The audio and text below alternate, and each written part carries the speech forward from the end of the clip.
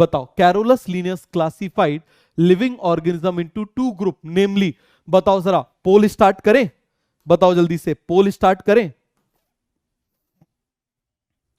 First DPP class में ही solve,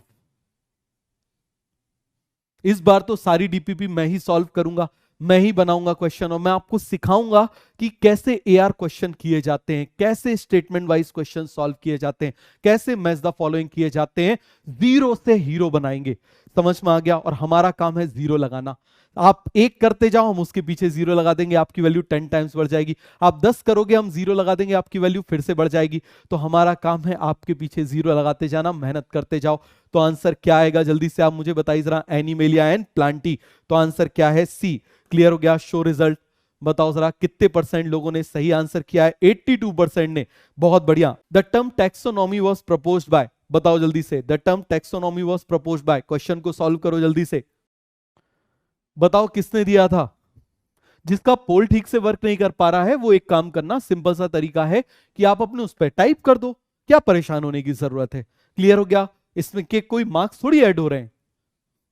चलो आगे बढ़े। किसने दिया था? A P de Candolle. Show result. बहुत बढ़िया, 60% लोगों ने सही आंसर किया। अब आगे आ जाओ।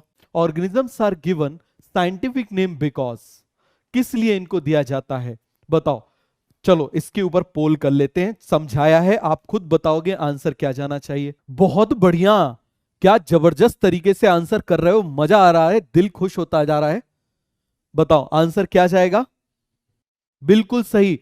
It ensure that each organism has only one name, दूसरा नेम नहीं होता किसी का।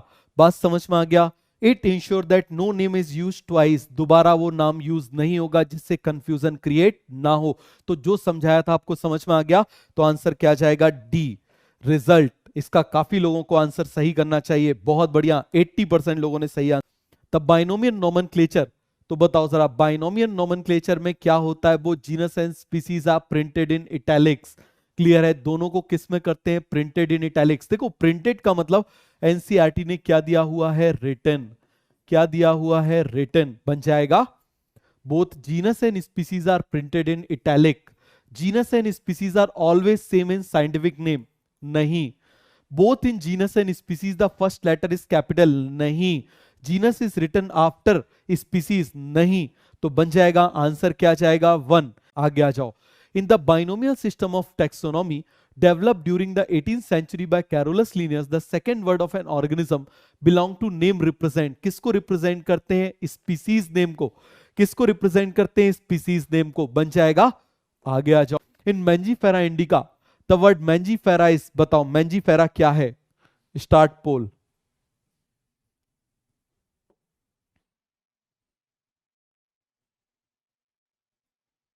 कोई बात नहीं, नेटवर्क एरर आ गया, अब शुरू हो गया। बताओ मैंजीफेरा क्या रिप्रेजेंट कर रहा है? What Mangifera is representing?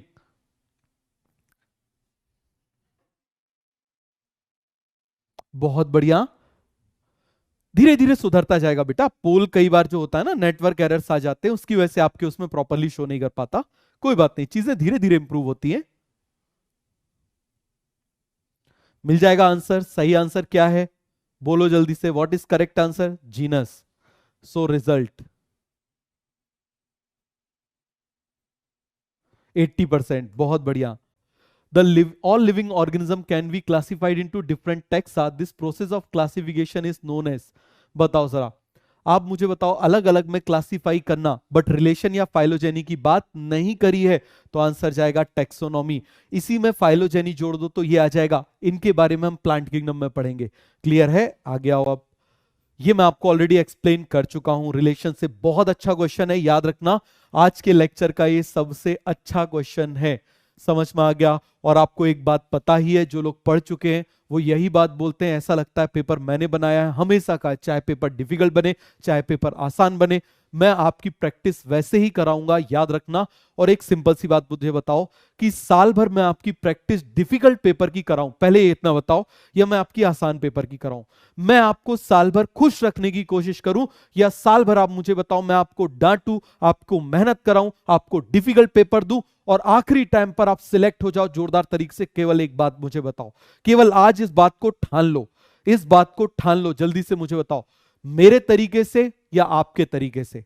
केवल इतना बताना, क्योंकि मेरे तरीके से चलोगे मैं आपको डिफिकल्ट रास्ते से अच्छे डेस्टिनेशन पर लेकर जाऊंगा, लेकिन आपके तरफ से चलोगे तो वही लॉलीपॉप, वो भी कराया जा सकता है, उसमें ज्यादा बच्चे कनेक्ट होते हैं और ज्यादा खुश होते हैं, लेकिन वो लॉलीपॉप उनको कहीं नहीं ले जा पाती। तो इस बात को समझो जरा, मैं आपको क्वेश्चन अच्छे क्वालिटी के कराऊंगा, उन क्वेश्चंस को कराऊंगा जिनको पूरे यूट्यूब पे कोई नहीं करा सकता। याद रखना, सब दूर भागते हैं, मैं आपको वैसे क्वेश्चंस कराऊंगा। और आपको डाउट है तो आप उठा के देख लो, अब जो मॉलिक्यूलर बेसिस वगैरह के जो मैंने क्वेश्चंस कराए ना, वैसे क्वेश्चंस कोई टच भी नहीं करता जो क्वेश्चंस मैंने कराए थे। क्लियर हो गया? इतने डिफिकल्ट लेवल के बढ़िया क्वेश्चंस कराए थे। तो मैं आपसे फिर यही बात बोलूंगा कि मैं आपको वैसे क्वेश्चंस कराऊंगा जो क्वेश्चंस आपके कॉन्सेप्ट को स्ट्रॉन्ग करें।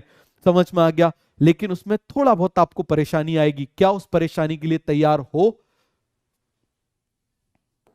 आगे आ जाओ। Nomenclature is governed by certain universal rule. Which one of the following is contrary to the rules of nomenclature? बताओ जरा जल्दी से। The names are written in Latin are italicized. बताओ ये सही है या गलत है? बिल्कुल सही है। क्लियर हो गया? ये कैसा है? बिल्कुल सही है। When written by hand, the names are to be underlined. बिल्कुल सही है। Biological name can be written in any language. आप मुझे बताइए जरा, क्या इसको किसी भी भाषा में लिखते हैं? अभी हम देख लेते हैं चौथा ऑप्शन। कभी भी ऐसा आपको लगे कि यार ये कुछ गड़बड़ है, फोर्थ ऑप्शन देखो। The first word in biological name represent the genus name and the second is a specific epithet. तो ये डेफिनेटली सही है। तो इसका मतलब ये गलत होगा। इसमें क्या गलत है? एनी लैंग्वेज नहीं, ऑलवेज लैटिन। समझ में आ गया? Always Latin. नेक्स्ट क्लास में इसके बारे में लिखवाऊंगा, ऑलवेज लैटिन और लैटिनाइज्ड। आगे आ जाओ। Who wrote species plantarum and provided the basis for classification of plant? किसने लिखा था? कल हम स्पीसीज प्लांटेरम के बारे में और भी कुछ पढ़ेंगे। क्लियर हो गया? तो आप मुझे बताओ किसने दिया था? Carolus Linnaeus. ये सब अलग अलग साइंटिस्ट हैं, चारों के आप जानते हो। अब यदि इसी को हम बाद में करते तो एक एक के बारे में डिटेल बताता हूं मैं आपको। आगे आ जाओ। अब मुझे बताओ, systematics is the study of diversities among group of organism. बताओ जरा, ग्रुपिंग ऑफ ऑर्गेनिज्म। चलो इसका पोल कर लेते हैं, आखिरी क्वेश्चन है पोल। आखिरी क्वेश्चन पोल। कल की क्लास मिस मत कर देना। कल की वो क्लास है जिसमें सबसे ज्यादा स्टूडेंट्स को दिक्कत आती है, वो हम टेबल याद करेंगे। समझ में आ गया? होमोसेपियंस वाली पूरी की पूरी समझ में आ गया? वो सब कुछ हम याद करेंगे। हम पूरे टेक्सोनॉमिक कैटेगरी के बारे में पढ़ेंगे, तो गलती से भी मिस मत कर देना। और एक चीज याद रखना, अभी पकड़ लो, एक वो कर लो कि हमको लेक्चर साथ में देखना है, बाद में देखना ही नहीं है, बैकलॉग नहीं आएगा। इसीलिए लाइव की गई है, इसीलिए दोनों क्लासेस लाइव की गई हैं। दोनों एक साथ, एक ही टीचर एक ही उसको पढ़ा रहे हैं, बट लाइव की गई है। क्यों? जिससे आप उसको लाइव में कनेक्ट रह के उसको पकड़ लो, बैकलॉग मत आने दो। तो बैकलॉग ना आने का एक ही तरीका है, उसको उसी समय देखना है, चाहे कुछ भी हो जाए, चाहे दुनिया की इधर की उधर हो जाए, आपको उसी समय देखना है। तो बन जाएगा, बताओ जरा आंसर क्या जाएगा? आंसर जाएगा डी।